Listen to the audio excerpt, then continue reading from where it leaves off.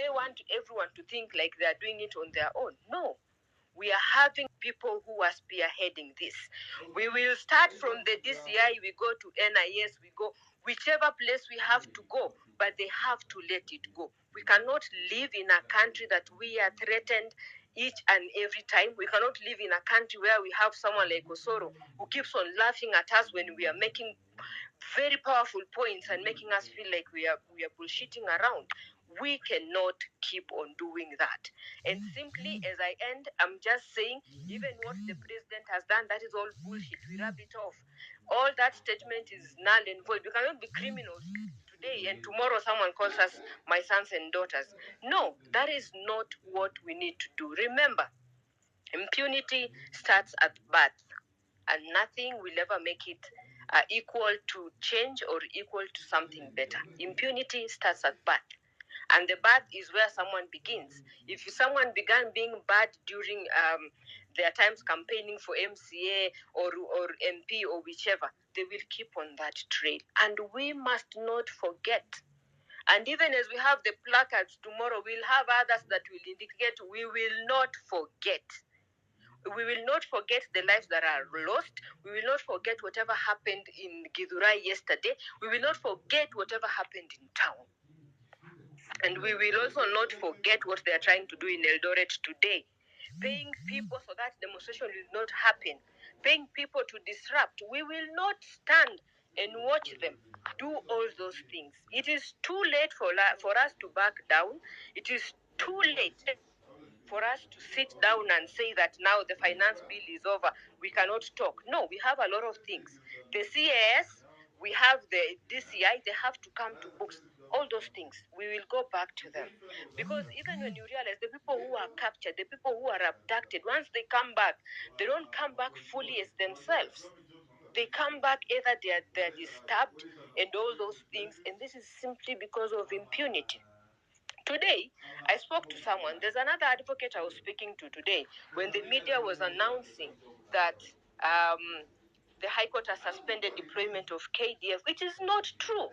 The only thing that happened, and let me read it for you, quote unquote, what the person told me is this: the direction issues by Mugambi J, that is now the advocate who was hearing, is that the matter should be heard tomorrow.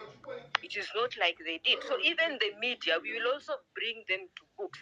Starting with Citizen TV, we will bring them to books as well tomorrow. So it's not like we don't have a plan. We have a plan. The only thing is to strategize on how we are going to do it. And also one of these days, we'll just find a day that is not a day maybe for us to go to the streets and all that. We should even go to Githurai and do a candle lighting in Githurai. Just one day, it's a peaceful walk. If it's wearing white, wear white. We go to Githurai and we do a candle. And that is just that. We don't need to do anything else. But we must speak. We are the voice of today. There is nothing about tomorrow. And nobody should even threaten you. There is nothing about tomorrow. It is today. And we Thank must. you, Sana. Thank you.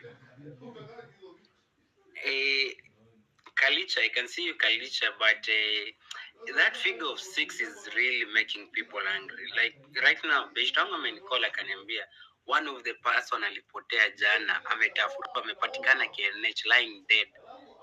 Headshot. Headshot. This is sad.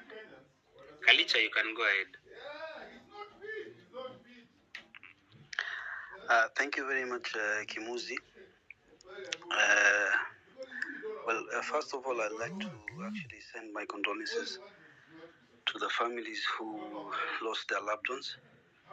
I'd like to actually tell everyone that participated yesterday that this particular death should not deter you, because at the end of the day, there is actually a bigger cause that we are actually fighting for. If there is anyone outside there who still doubts that the sovereign power belongs to the people, then yesterday was your answer. It is the answer spoken by the very many people, young and old, and everyone who has been pained by this particular regime. See, the problem with Kenya is not the fact that we don't have funds or the fact that we are in debt. No, the problem is about issues. Hello? Yes. So the issues that we have is about accountability. The fact that these particular platforms have been used to enrich people. So anyone who wants to become rich sees the best way to become rich is to become a politician. I'll be able to go there and I'll be able to actually get tenders. So the question is, like for example, if I ask you a question, Milan or Kimuzi, if I ask you a question, if maybe you send someone to go and buy you a phone or bread outside, and then the person calls you and tells you, you know what, bread here is 2K. Will you accept that the bread is 2K? You'll obviously not accept. The reason why I'm saying that is, why is there not a special kind of like audit methods put in place to be able to also audit all these particular development infrastructure projects? For instance, you see, all of them are very much bloated, very much inflated. You see, a project is being spearheaded, and then the budget doesn't even actually make sense. How do you tell me that maybe let's say a 10, 20, 30 kilometer tarmac road goes for billions when in real sense actually a fraction of that particular money that has been allocated for it is what is used? So we should not actually just say that, you know what, because the finance bill has been rejected and has been withdrawn, then that's it. We haven't won. We are just starting this particular war. We should actually take our country back. That is a statement that should be in everybody's mind. And the other thing is, I'm saying, you see. Hello, guys. Yes. Can everybody hear me? Yes, we can. Well, But someone. Yeah, we can hear you, but watch Kalicha malize. Let Kalicha finish. Yeah. Thank you very much, Kimuzi. The other thing I'm saying is that, you know, I can't even begin to imagine how much of a coward you have to be to shoot someone who is running away from you. The person who shot Rex Masai shot him. Yani, as in, I don't even understand, how do you shoot a person who's clearly running away from you? They were not charging at them. They were not actually like endangering them in any manner. So these people were running away. He shot this particular person, and then see, the worst part is that this was a gunshot to the limb, to the lower limb. I suppose maybe this person shattered the main artery because it actually passes on the backside of the leg, or of the thigh actually. So they shot him. They see this person is bleeding, has been shot on the limb. This is a person who you can easily save, and then they let him there. They tell him, watch akufi. So there is actually a kind of a footage or a picture that has been taken of this particular officer, but I'm very much sure that there are actually like surveillance cameras around there which can be able to actually like capture the face of that particular person very well. So what I say is that let's not let these people, just because they have died, and we say that they died for a better cause. No, these particular people who shot them should be taken to book. They should be held accountable for that. I'm very much certain that there's actually one or two surveillance cameras which might actually capture the face of these people well, especially that particular person who, because there is no justification in that. There is no justification at all because of the fact that these people were not even in a protected area. You can't say that these people were in a protected area. That's the first thing. The second thing, this person was clearly running away from you. And even if you say this person was charging at you, how was someone charging at you shot behind the leg on the thigh? So let's follow up with IPOA. Let's make sure that there's a dedicated team. I know there are not leaders in this particular movement, but let's make sure that there's actually a dedicated team. Even if they'll volunteer, that they'll be the ones following up with IPOA for such kind of people to be held accountable. The other thing is this particular guy. I don't want to call him even a president or whatever, because honestly, I've come to hate this person so much. I hate him and I hate the family and all that. he lies through the teeth. So they know that the problems that we are having is not only the finance bill, it's the fact that our funds are being embezzled, and the fact that someone can come in and then say, you know what, give out 20 million to this weekend, the other we can give out.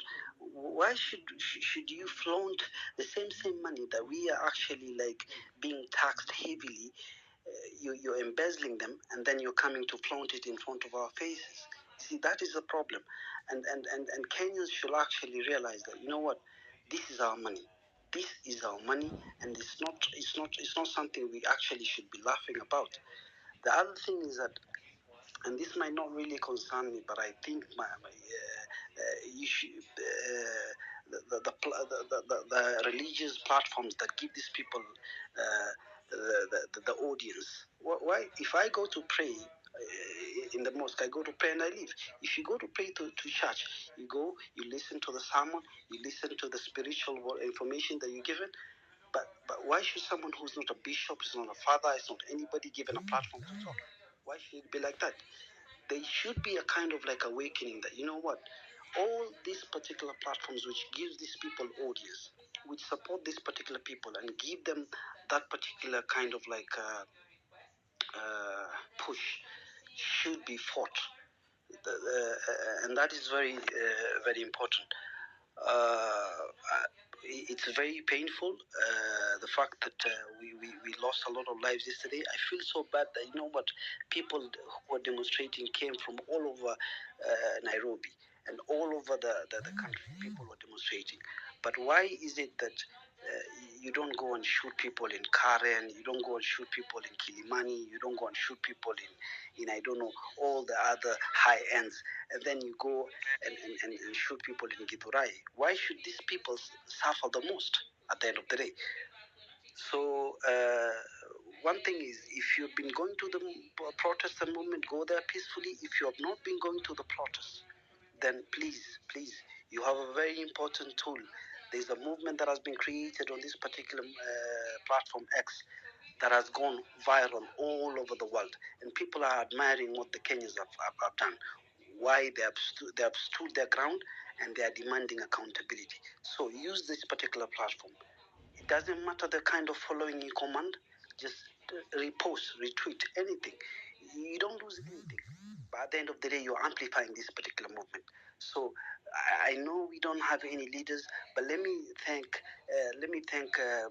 Boni, Hanifa, Kimuzi, Otero, Billy, and many other people who I cannot be able to mention. I know you're not leaders, but thank you very much for standing strong and continue doing the same, and may God bless Kenya. May God grant us that this particular zeal to be able to go on, and thank you very much for this particular opportunity. God bless you all. Thank you for your input. I just want to put a word across there.